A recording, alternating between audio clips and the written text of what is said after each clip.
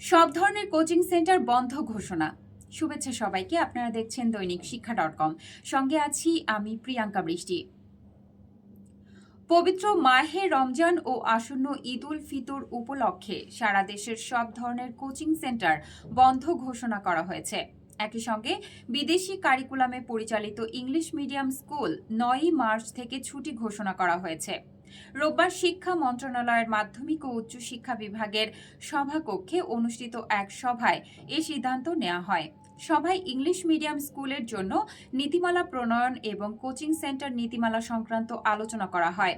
সভায় সভাপতিত্ব করেন শিক্ষা এবং প্রাথমিক ও গণশিক্ষা মন্ত্রী ডক্টর আ.ন.ম এহসানুল হক মিলন।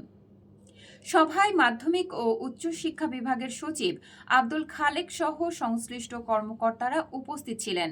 সভায় পবিত্র মাহে রমজান উপলক্ষে ঢাকা সহ দেশের বিভিন্ন শহরে জনভোগান্তি নিরসন এবং বর্তমান বিশ্ব পরিস্থিতি বিবেচনায় বিদেশি কারিকুলামে পরিচালিত ইংলিশ মিডিয়াম বিদ্যালয়গুলোর প্রতিনিধিদের সঙ্গে আলোচনা করা হয়।